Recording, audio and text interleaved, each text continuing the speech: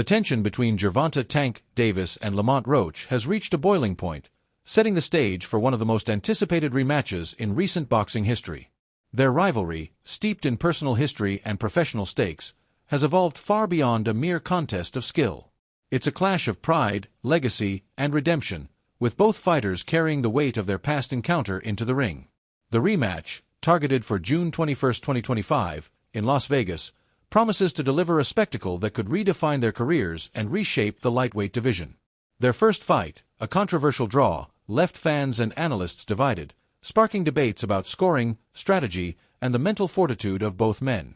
Now, with egos bruised and reputations on the line, Davis and Roach are preparing to settle the score in a bout that could eclipse their initial meeting in both intensity and drama. The build-up to this rematch has been anything but quiet. At a recent press conference, the two fighters engaged in a heated face-off, exchanging sharp words that underscored the personal nature of their feud. Davis, visibly agitated, warned Roach to leave the females and kids at home, a pointed remark that hinted at the deep-seated animosity between them. Roach, unfazed, stood his ground, his confidence radiating as he absorbed Davis's verbal jabs. This wasn't just posturing for the cameras, it was a glimpse into the psychological warfare that has defined their rivalry. The stakes feel higher this time, not just because of the draw in their first fight, but because both men have something to prove, Davis to reassert his dominance, and Roach to solidify his claim as a legitimate threat to the division's elite. Their first encounter was a turning point for both fighters. Davis, long regarded as one of boxing's most devastating punchers, entered the bout as a heavy favorite. His reputation as a knockout artist preceded him, with a record that boasted highlight reel finishes against the likes of Ryan Garcia and Frank Martin. Fans expected him to overwhelm Roach, a relatively unheralded contender who had moved up a weight class to challenge the sport's biggest star. But Roach defied expectations. He fought with poise, discipline, and a calculated aggression that exposed cracks in Davis's armor.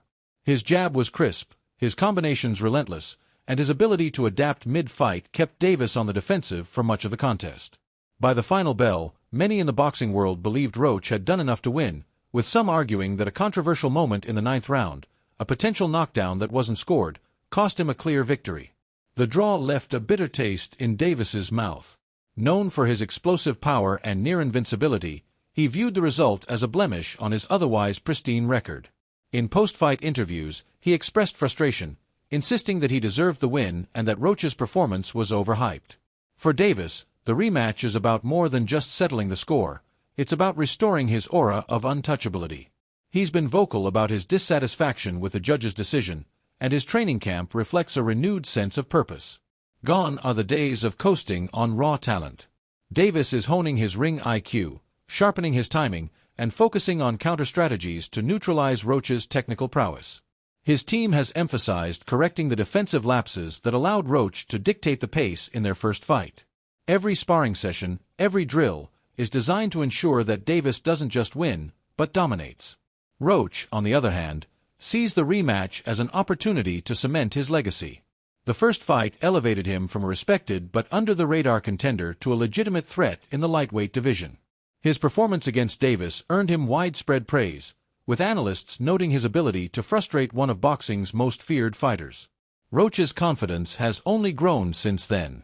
He believes he outboxed Davis, landing more punches and controlling the ring with his jab and bodywork. The controversial ninth round, where Davis took a knee but wasn't ruled a knockdown due to a claim of slipping, remains a sore point for Roach's camp. They argue that the moment should have tipped the scorecards in their favor, and the draw only fuels their determination to leave no doubt this time. What makes this rematch particularly compelling is the history between the two fighters. Davis and Roach aren't strangers. They've known each other since their amateur days, having crossed paths in the gym and competed in similar circles. This familiarity adds a layer of intrigue to their rivalry. Roach seems to have a unique understanding of how to frustrate Davis, using his technical skill and ring generalship to disrupt the rhythm that Davis typically imposes on opponents. In their first fight, Roach's ability to stay composed under pressure and exploit Davis's cautious approach caught many by surprise. Some analysts believe Roach has found a blueprint to unsettle Davis, a fighter who thrives on dictating the terms of engagement. Whether this blueprint holds up in the rematch remains to be seen, but Roach's camp is confident that their game plan will yield even better results this time. Davis, for his part, is no stranger to pressure.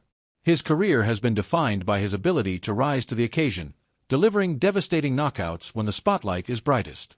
But the draw against Roach has sparked questions about his mental state. Some, like boxing analyst and former fighter Keshin Davis, suggest that Tank may be grappling with a deeper issue, a loss of passion for the sport. Keshin argues that Davis, despite his undeniable talent, might be experiencing a mental plateau, a subtle erosion of the hunger that once made him a relentless force. This isn't about skill. Davis remains one of the most gifted fighters in the world, but about the intangibles that separate good fighters from great ones. If Keshin's theory holds true, it could manifest in the ring as a lack of sharpness or urgency, giving Roach an opening to capitalize.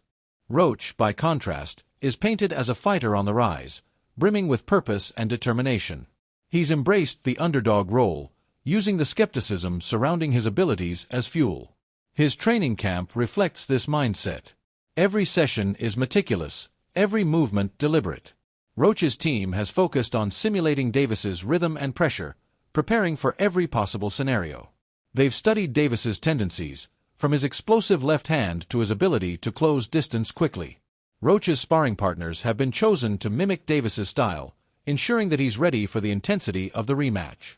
Unlike many fighters who rely on volume, Roach has prioritized precision, refining his footwork and timing to exploit any hesitation from Davis. His preparation speaks to a fighter who isn't just looking to compete, but to dominate.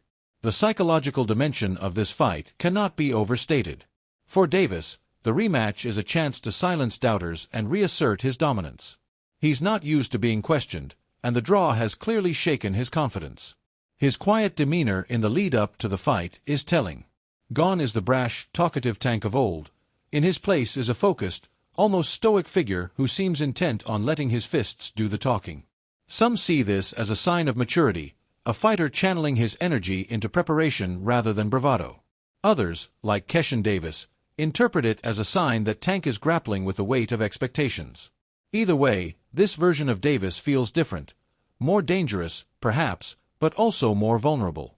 Roach, meanwhile, carries himself with a quiet confidence. He's not overawed by Davis's reputation or intimidated by his power. In interviews, he's been candid about respecting Davis's abilities while emphasizing his own growth. "I fought the best Gervonta that night," Roach said, acknowledging Davis's skill while asserting that he's ready for whatever version of Tank shows up. His team believes that the mental edge they gained in the first fight, forcing Davis to fight cautiously, will carry over into the rematch. They're banking on Roach's ability to control the tempo early, frustrate Davis with his jab, and capitalize on any defensive lapses. It's a strategy rooted in discipline and patience, qualities that Roach has in abundance. The first fight, while not a classic in terms of action, was a tactical chess match that revealed the strengths and weaknesses of both fighters. Davis, known for his accuracy and power, was surprisingly reserved, landing fewer punches than usual and spending much of the fight on the back foot.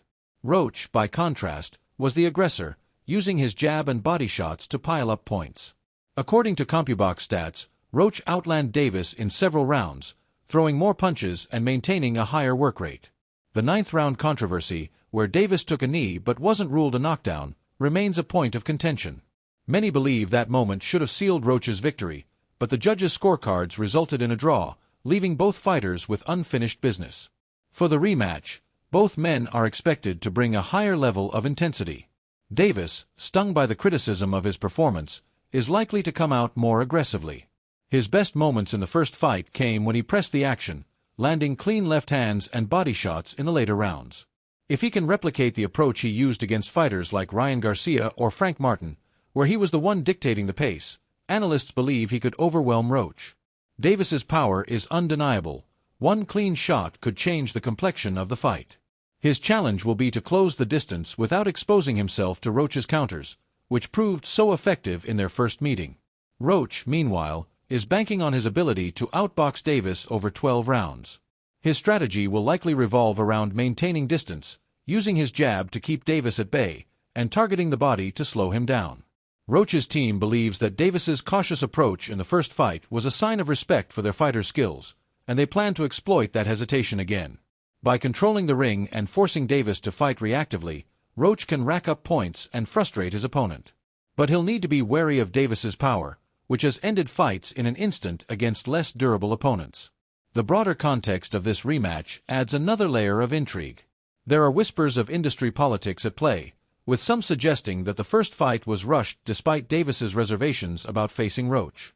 These behind-the-scenes dynamics only heighten the stakes, as both fighters navigate not just each other but the expectations of promoters, fans, and the boxing establishment. For Roach, a win would be a career-defining moment, elevating him from contender to star.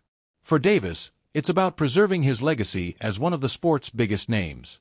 The contrast in their motivations, Roach's hunger versus Davis's redemption, sets the stage for a psychological battle as much as a physical one. As the fight draws closer, the boxing world is buzzing with predictions. Some see Davis reclaiming his throne with a decisive knockout, his power proving too much for Roach to handle.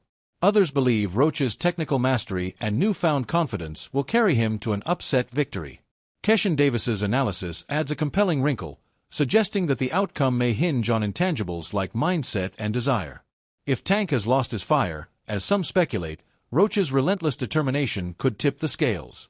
But if Davis shows up with the focus and intensity of his prime, it's hard to bet against him. One thing is certain, this rematch will be more than just a fight. It's a chance for both men to define their legacies, settle old scores, and prove who truly belongs at the top of the lightweight division. With pride, redemption, and history on the line, Davis and Roach are poised to deliver a showdown that boxing fans won't soon forget. The stage is set, the tension is palpable, and on June 21, 2025, the world will be watching.